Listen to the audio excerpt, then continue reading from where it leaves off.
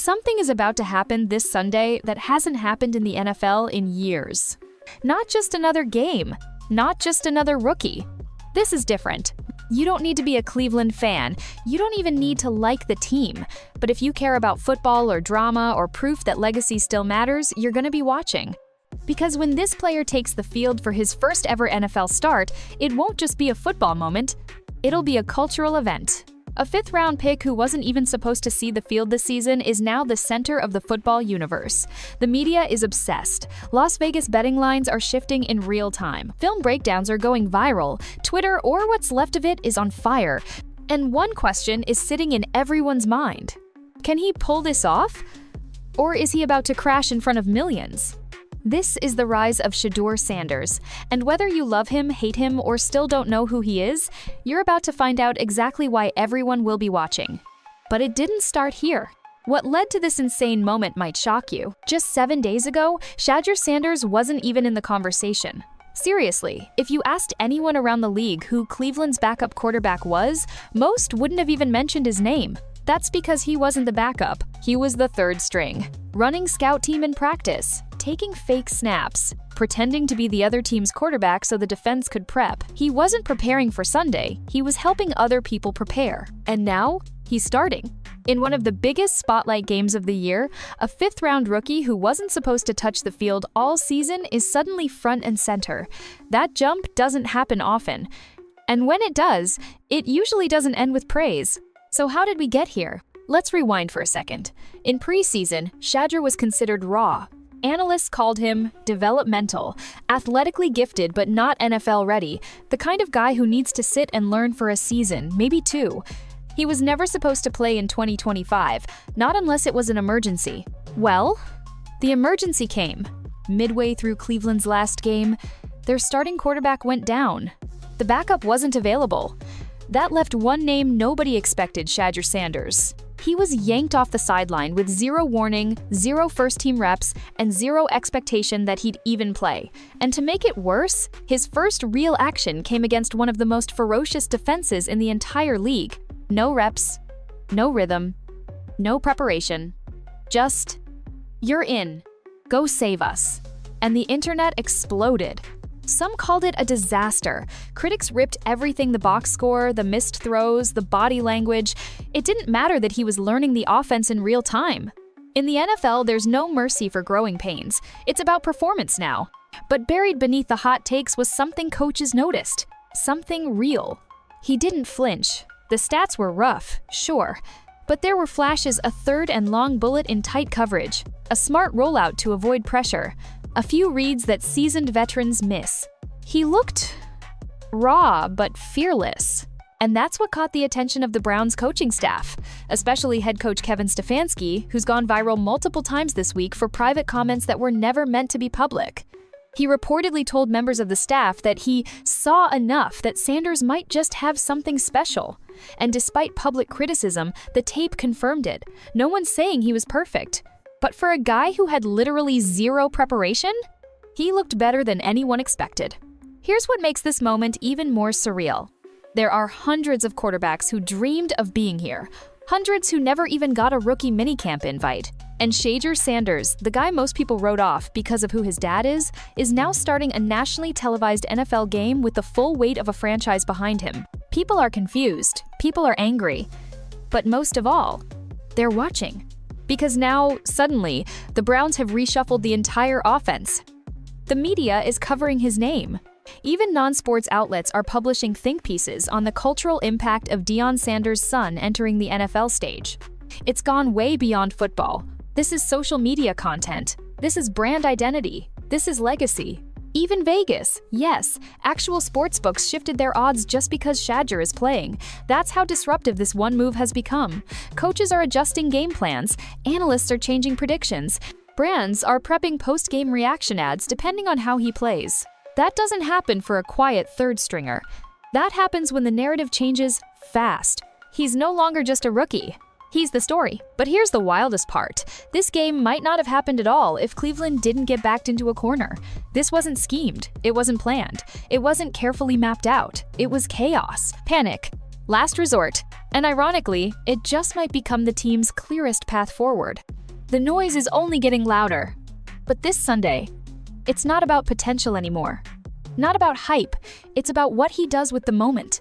But what you saw on TV wasn't even the full story. The truth is, the preparation for his debut was practically non-existent, and most fans have no idea how stacked the odds really were. It's easy to sit on your couch, flip on the game, and judge what you're watching. Missed throws? Bust. Bad stats? Not ready. No touchdowns? Told you he wasn't him. But let's slow down, because the cameras didn't show what was really happening that night. Most fans have no idea how far behind the 8-ball Shadure Sanders really was. When we say no prep, we're not talking about a few light reps with starters or maybe a walkthrough Friday morning. We mean nothing, zero, not a single real snap with the first-team offense. Not all week. Not all season. He was running the scout team. His job wasn't even to learn Cleveland's plays, it was to learn Baltimore's. Yes, you heard that right. The week before the game, Shadure Sanders was literally pretending to be Lamar Jackson in practice. He was mimicking the plays Cleveland's defense would face, not the ones he'd have to run himself. He wasn't building chemistry with the starting receivers. He wasn't calling audibles. He wasn't getting used to the cadence, rhythm, or timing of the offense. He was a background actor. So imagine this, you spend all week playing someone else in rehearsal. Then the curtain goes up, the lights hit your face, and someone hands you the lead role in a Broadway show with 5 minutes notice, and expects a standing ovation. That's what happened. Yet somehow, most of the criticism completely ignored this. All people saw were the box scores. The national media didn't talk about the context. How could they? Context doesn't trend. But what the coaching staff saw was different. They knew what he wasn't given. They knew he didn't get to build trust with his offensive line. He hadn't repped handoffs or pass protection calls with live speed. He hadn't motioned receivers or adjusted routes on the fly. And still, in pure chaos, he showed flashes that made veteran coaches pay attention. Now ask yourself this. How many rookie quarterbacks would have completely crumbled in that moment? How many would have panicked, missed every read, lost control of the huddle? Shedeur didn't. He wasn't spectacular, but he was composed. Confident when he had every reason not to be. Made clean decisions when everything around him was spiraling. It wasn't the kind of performance that gets highlights on NFL Network, but for the people who know how football really works, it was a small miracle. And here's what changed because of it. In the days following that game, everything flipped. Stefanski and the offensive staff went from thinking he'd ride the bench all year to building the offense around him. He's now getting every single first-team rep in practice. Every meeting is built around learning his reads, his adjustments, his preferences. He's not pretending to be someone else anymore. He's being prepped to lead. There's a massive difference between being thrown into a storm with no umbrella and being sent in with a game plan designed for you. And this week, for the first time, he has a real game plan. They're adjusting the offense to get the ball out quickly, adding mobility-based rollouts so he's not a sitting duck in the pocket, giving him clean throwing lanes, timing routes, rhythm reads, everything a young quarterback needs not just to survive, but to build confidence. The videos coming out of practice say it all. He's locked in, first to arrive, last to leave, asking the right questions, sitting in meetings with offensive coordinator Tommy Rees like a vet, not a rookie. This isn't a kid just happy to be here. This is a young quarterback preparing like the job is already his. And maybe it is. Because for all the critics who said he wasn't ready, the truth is, he'd never even been given a chance to get ready until now. And what happens when a franchise suddenly stops treating you like a placeholder and starts building the entire system around you? That's what Cleveland is doing, and the way they've designed this week's game plan tells us everything about what they think Shedeur can become. Now, this is where things get really interesting, because a lot of rookie quarterbacks get tossed into games late in the season. It happens. Injuries pile up. Coaches start looking for a spark. But what happened after Shedeur's debut? That's different. Most rookies get a few more backup reps, maybe some cleanup snaps in garbage time. They work behind the scenes, maybe get a few simplified plays. But Shedeur, he didn't just get reps, he got the keys. By midweek, people close to the Browns facility started saying it out loud. The entire offensive system was being rebuilt around him. Not tweaked, not adjusted, rebuilt. In just days, the playbook was getting restructured, terminology was being simplified, timings were being retooled. This wasn't just keeping him afloat, this was setting him up to run the show. That kind of shift doesn't happen unless your coaching staff sees real upside. Let's break down what's actually changing. First, quick throws. Shadure's release is fast. That's one of his biggest assets. Tommy Rees, the offensive coordinator, has apparently installed a heavy quick game package slants, outs, bubble screens, one-read throws that get the ball out in under 3 seconds. Designed not just to help Shedeur avoid pressure, but to build rhythm, to stack completions, to build confidence. Second, planned rollout and bootlegs. Pure pocket passing? That's tough for a rookie. The league's edge rushers don't give young QBs much time. So instead of leaving him stationary like a sitting duck, the new offense will move the pocket. Design plays that let Shedeur roll, scan half the field, and use his legs to buy time while still staying in structure. Third, deep shots to playmakers, especially to one name that keeps coming up, Jerry Jeudy. Now, this is where strategy meets storytelling. Because when you're building an offense for a young QB, you need a go-to guy, someone he can trust on every play. And with Jeudy already being the team's highest-paid WR with elite route running and yak ability, it's a perfect match. It's been said that during this week of practice, Shedeur and Jeudy have clicked fast. Hot reads, pre-snap hand signals, even eye contact tells. The kind of connection that takes veteran quarterbacks months to build is already showing signs of chemistry after just a few days. And when you have that guy on the field, the one who'll catch it in traffic, fight for you after the catch, and be where he's supposed to be, it changes everything. Because now, Shedeur doesn't have to second guess. He knows where the ball is going, and more importantly, he trusts it's the right decision. But the most important development this week? It's not in the design of the playbook, it's in the intention behind it. Because the coaches aren't just installing plays that protect him, they're installing plays that empower him. They're calling concepts that require reads, progressions, decision-making. That's not what you do for a placeholder. That's what you do when you believe this guy might actually be your future. And the inside reports from trusted analysts say it best. Cleveland's building an offense, not for one game, but for one guy. And that guy? He was on the scout team 2 weeks ago. Whatever happens on Sunday, one thing is now painfully obvious: this staff sees something. They might be wrong. They might be early. But they might also be the only team that saw what 31 other franchises missed. Because while everyone else was calling him Deion's son, this team is preparing like they just found their franchise quarterback in the 5th round. And that should make everyone very uncomfortable, especially the teams that passed. Kevin Stefanski isn't yelling from the sidelines. He's not drawing up wild schemes. And ironically, he's not even calling the plays anymore. Anyone paying close attention might have noticed it, but those who really know the team say it out loud now. Stefanski is stepping back. Way back. Something's up. Because when your rookie quarterback is making his first start in a nationally watched game, and your head coach disappears from the details, that's not just odd, it's strategic. Let's rewind to the moment that started it all. Just days ago, audio leaked from inside the Browns facility.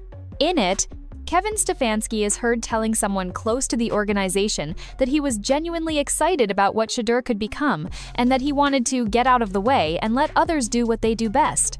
On the surface, it sounds like a veteran coach trusting his staff. But behind the scenes, speculations exploded. Because when a head coach openly says he's stepping back from direct involvement during a critical transition to a rookie quarterback, people start asking, why? Here's what's starting to emerge. Stefanski may be playing a much bigger game than it looks. Word is, he's giving full control of the offense to Tommy Rees, the new OC, and the quarterback's coach who's working directly with Shadure. Which means it's not Stefanski who's shaping Shadure's development. It's his successor. That's not what coaches do when they're trying to save their job. That's what you do when you're already thinking about your next one. Now, let's talk about timing. NFL head coaches don't just stop calling plays in the middle of the season unless something's happening behind the curtain, and insiders are picking up on it. Is Stefanski quietly interviewing for another job? Preparing for a front office leap? Planning for a role where he oversees instead of micromanages? Or, most interesting of all, is he simply betting his name on Shadure as his final act in Cleveland? No one knows for sure. But here's what we do know. He believes in the kid because you don't hand over your offense and risk your entire reputation on a quarterback you're not sold on. You don't step back from the spotlight unless you're laser focused on big picture outcomes. And remember, Stefanski is no stranger to controversy. He's been blamed for quarterback issues in Cleveland for years. Mayfield, Watson, offensive inconsistency, time mismanagement. The media's been calling for his job since last season. And here he is, entering the most volatile part of the schedule, handing things off to a fifth-round rookie and letting his assistants pilot the ship. Either he's totally checked out, or he sees something we don't. Some have even suggested Stefanski's doing what certain legendary coaches have done before him, planning long-term success through a quarterback he won't even fully coach. That sounds crazy until you remember that this sort of thing has happened before.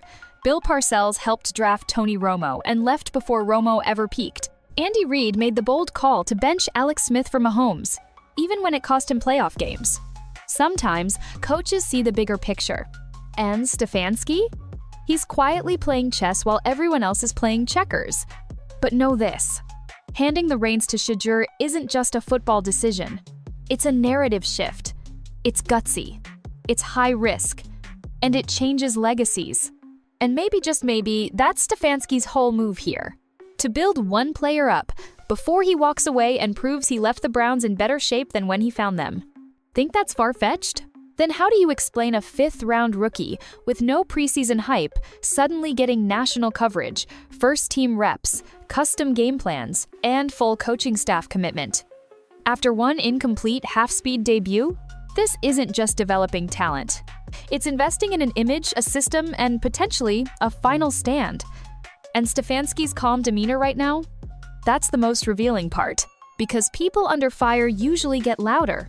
He got quiet. That tells you everything. Let's be honest, Shadure Sanders was never going to get a fair shot. Not from the media, not from anonymous trolls online, and definitely not from parts of the fanbase whose minds were already made up the moment his name was called. This has nothing to do with performance. It started long before he put on a Browns uniform. The truth? There are people who don't like Shedeur Sanders not because of how he plays, but because of where he came from, who his father is, and the confidence he carries walking into any room. It doesn't matter that he's shown patience, professionalism, and earned the respect of teammates. For some fans, he walked into the league with too much attention, too much swagger, and too many expectations, none of which he asked for. He didn't even quarterback a college blue blood. He wasn't the #1 overall pick. He didn't walk around claiming he was the next Mahomes, but he was the son of Deion Sanders. And for some people, that alone was enough. The hate was always going to come, and once it did, it came fast. The moment he had a shaky outing in his NFL debut with no first-team reps, mind you, the doubters pounced. Overrated. Only in the league because of his name. Just another kid with a famous dad and no real skills. They didn't care about the situation. They didn't talk about the speed of the defense, or the fact that he was thrown into a game with no preparation. They saw a last name, a poor stat line, and they started celebrating what they thought was proof that he didn't belong. But it goes deeper. This isn't just Cleveland being tough on young quarterbacks, although that is a thing. This is about resentment, plain and simple. Some people hated how much attention Shedeur got in college. They hated the sunglasses, the watches, the jewelry, the press conferences. But most of all, they hated that he didn't seem to apologize for any of it. They wanted humility. He gave them confidence, and it rubbed certain people the wrong way. Let's call it what it is, not everyone was ever going to root for Shadure, even if he played perfectly. And this is something that Cleveland knows all too well. This franchise has a long, complicated relationship with polarizing stars. Ask anyone who's followed the Browns for the last 10 years. Baker Mayfield? Polarizing. Odell Beckham Jr.? Polarizing. Even Myles Garrett was polarizing to some after the helmet incident. And don't forget, even LeBron James got heat from this city for simply saying he was from Akron, not Cleveland. Yes, Akron, literally down the street. But for some people, that still counted as betrayal. That's how irrational it can get. So when you ask why guys like Shedeur face undue criticism, it's rarely just about them. It's about what people project onto them. His confidence is viewed as cocky. His story is labeled as nepotism. His swagger becomes a target. And if any other rookie quarterback with different parents, from a different background, and a different demeanor had done what he did in last week's emergency start, the conversation might have been completely different. He showed heart. You can see the flashes. Give him an off-season and he could be something. But with Shedeur, it's been the reverse. People are waiting for failure, not growth. And yet, something interesting is happening. Everyone is still watching. Even the haters who claimed he didn't belong. They'll be glued to their screens this Sunday. Every snap, every read, every mistake. And why? Because deep down, even his harshest critics are curious. Curious whether he can flip the script. Curious if this kid they mocked actually has what it takes. Curious to see if they were wrong. They might say they don't care. But they'll be tweeting about the first interception before the replay finishes rolling. And that's why this story is different. That's why the moment is more than football. Because this isn't just about proving people right. It's about forcing the ones who doubted to finally ask themselves, wait, what if this kid really is the one? When the world's talking, players stay quiet. They don't do hot takes. They're not out there chasing likes or posting breakdown videos. They're grinding, watching, listening. And when it comes to Shadure Sanders, here's what people inside the Browns locker room are saying. He's got them, not because of his name, not because of his highlights. He's earned their respect in the most important way possible. He shows up like a pro. Let's rewind to that disaster week, the one where he went from third-string nobody to full-blown starting quarterback in the blink of an eye, from deep in the depth chart to under literal Sunday lights. That entire lead-up could have gone sideways. A rookie walking into that chaos? Most guys would have cracked under pressure or worse, pulled the "I'm just happy to be here" routine you sometimes see from late-round guys. But according to team insiders, Shedeur did the exact opposite. He came in earlier than the vets, stayed after others left, took notes, not selfies, asked questions, not favors. And most importantly, he didn't act like the world owed him anything. You'd think someone with a Hall of Fame last name might carry some entitlement around. Shedeur doesn't. And that's had a powerful effect on the culture inside the QB room, the offensive huddle, and frankly, inside the building. Offensive linemen say he introduces himself to everyone, daps up the scout team guys, gives props in film sessions. He's not trying to impress through his mouth, he's doing it through consistency. And when that happens, you earn your team. Because football is simple in one way. Players fight for quarterbacks they believe in. You can feel it when they're faking it, and you can absolutely feel it when the belief is real. Ask around the locker room, and you'll hear the same things. That dude's locked in. He doesn't talk big, he works big. He doesn't rattle. There's something different about Shedeur that players can sense. Yes, he's confident, but it's a quiet confidence. He doesn't try to be his dad or mimic a personality the world expects. He's got his own lane, and guys in the league respect authenticity more than anything else. Only people on the outside confuse humility with weakness. Inside the team, they see cool under pressure. You know what else earns a quarterback respect? Preparation. And not film for the camera's actual tape? Actual reads? Actual reps. Shedeur reportedly spent hours with Tommy Rees and the wideouts this week, studying route timing and pressure reads. He's been eye-to-eye with the offensive line, learning blitz pickups, talking protection slides, and making sure they're all synced up on callouts. You think linemen don't notice that? They'll break ribs for a guy who makes their job easier. Throwing the ball on time, getting it out fast, calling protections cleanly. Yeah, that earns points. Veteran receivers are saying the chemistry is already clicking, routes are sharper, timing is cleaner. Even on missed throws in practice, the trust is there on the reset. He missed me? Next rep, let's go again. No finger pointing, no frustration. Just football. That chemistry is crucial, and it usually takes months to build. But here's how you accelerate it. You respect your teammates, you pay attention, you do your homework. And Shedeur's done all of that and more every day since the call-up. Let's talk about the receivers, especially Jerry Jeudy. From practice reports, the two are locked in. Judy's energy has gone up, his routes are snappier. There's a kind of unspoken contract between QBs and WRs. If I trust you, you go harder for me. And Judy's going harder. That matters. Because the connection between a young quarterback and his WR, one can make or break a season. And right now, everyone's saying this one feels real. Same with the coaching staff. It's not just Stefanski stepping back and letting things play out. It's positional coaches buying in. It's coordinators reshuffling strategy for someone who's now commanding the offensive room with the poise of a vet after one start. It's rare. And that's why the team is rallying. When we say the locker room believes in Shadure, it's not about saying the right things to reporters. It's how the defense hits a little softer in practice because they respect the kid. It's how linemen are staying after drills to walk through timings with him. It's how he talks to third-string safeties the same way he talks to top targets. That's respect, that's culture, that's leadership. And don't forget, respect from teammates isn't given. It's earned in the small moments. The first time you bounce back after a rough pick. The moment you make eye contact and say, "my bad," instead of blaming someone else. The rep where you run 2-minute drills like it's the fourth quarter of a playoff game. Shedeur's done all that. And now? The guys around him are riding with him. Because they don't care what ESPN says. They don't care about memes, narratives, or what Twitter thinks. They're watching what most of the world can't see. And on Sunday, they're walking into that tunnel with one mindset. He's our guy, so we've got his back. This Sunday isn't just a game. It's a test. It's a statement. And for Shadure Sanders, it's a shot at rewriting everything. Because while the excitement is real, so is the pressure. And it's coming fast. Let's start with the obvious. The Blitz is coming. Defensive coordinators aren't guessing. They've seen the tape. They know what happened during Shadure's debut. They saw hesitation. They saw nerves.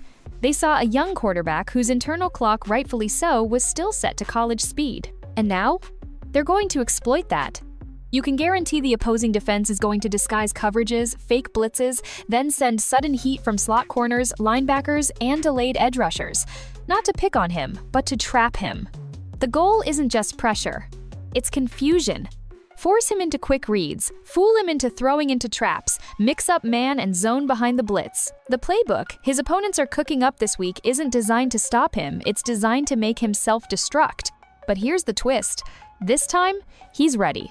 Unlike last week where he walked in cold, this week has been all about pressure prep. Inside the Browns facility, practice has reportedly focused heavily on blitz recognition drills, hot reads, slide protections, and communication. Film sessions have gone deep, not just on what plays to run, but on how to see danger before it gets close. And that makes all the difference. Because if Shedeur can start seeing where the pressure's coming from before the snap and hit his hot routes on time, defenses lose their leverage. That's what separates athletes from quarterbacks. So this Sunday isn't about highlight throws or flashy scrambles. It's about staying upright, being smart, learning to live through every down. As Browns legend Bernie Kosar reportedly told him this week, don't try to win the game on the opening drive, just survive into the fourth quarter. That's the mentality. You don't need fireworks in the first half. You need execution, patience, and poise. The real wins come late, when defenses get tired and smart arms take over. It's not just about outplaying the defense. It's about outlasting them. But let's be real, this moment isn't just about X's and O's, because beyond the snap counts and game plans, there's a bigger number hanging over this entire situation. $55 million. That's the projected price tag for a starting NFL quarterback in their second contract over the next few years. And if Shadure plays well over the next few games, even just shows growth that money is in reach. Not speculative. Not theoretical. Real. Think about that. In 1 year, he could go from fifth-round rookie with no guaranteed snaps to commanding one of the highest-paying positions in all of sports. But that doesn't just come from talent. It comes from proof. NFL executives aren't as emotional as fans. They look at tape, consistency, response to adversity. And if Shadure shows he can manage a real game plan, take hits, keep rhythm, and finish strong in the fourth, that puts him in a totally different conversation. And money like that? You don't earn it with stats. You earn it with composure when everything around you wants to break it. To be clear, no one's expecting a perfect game on Sunday. This isn't going to be 4 touchdowns, 0 picks, and a 130 passer rating straight out the gate. Kevin Stefanski and the staff know that. What they're watching for is progression. Can he recognize blitzes better than last week? Can he hit timing throws more consistently? Can he command the huddle with confidence? Can he make clean decisions when it's 3rd and long? If the answer is yes, or getting closer, that's a win. But the cost of failure is high because there's more working against him than just defenders. There's bad faith. The same voices who celebrated his shaky start are sharpening their tweets already. He throws 1 interception early, they'll call him another overhyped bust. Back-to-back bad drives, the "he's only here because of his dad" crowd will have a field day. Success won't silence them, it just changes the volume of who gets heard. But here's what they don't tell you about pressure. It's not something you run from. You lean into it, and if you survive it, you become undeniable. That's what Shadure is playing for. Not just one win, not just one start.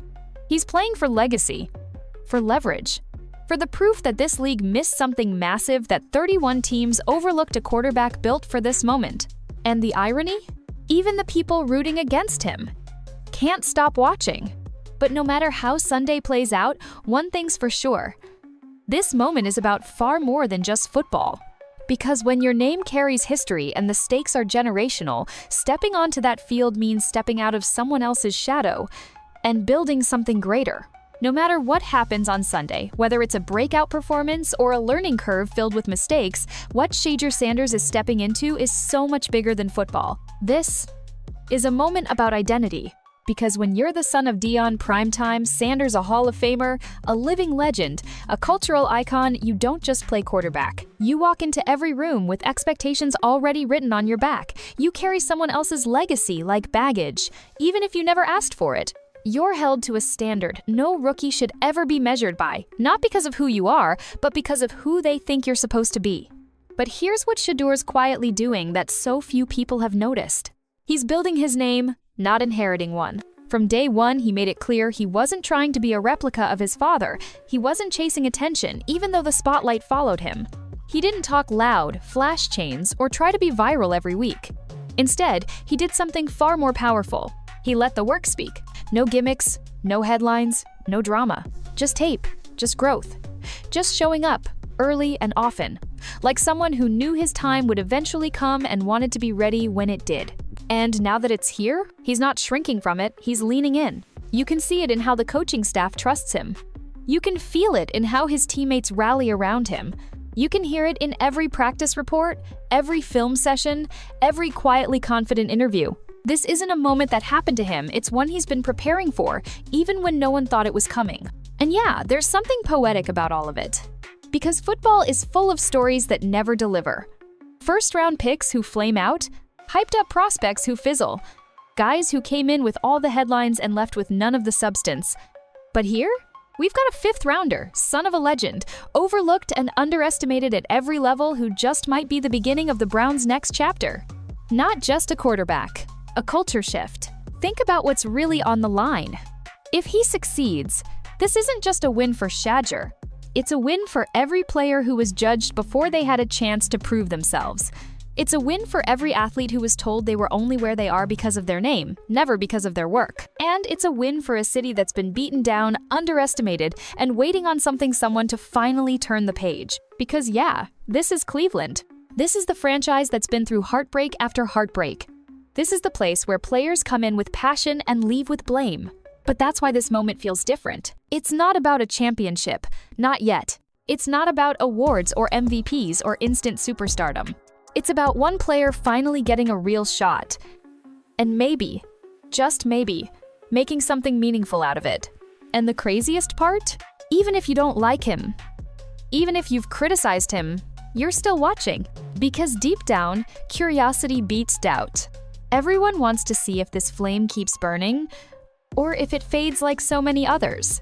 That's the impact of something bigger than highlights or box scores. That's the weight of a name colliding with the force of individuality. And whether you're a fan or not, there's something undeniably powerful about watching a young man step out of the shadow of a legend, not to copy it, but to create his own. So remember this moment. Not for what it could be, but for what it already is. A cultural event. A generational flashpoint. A high-stakes debut that everyone, friend or critic, will be talking about by Monday morning.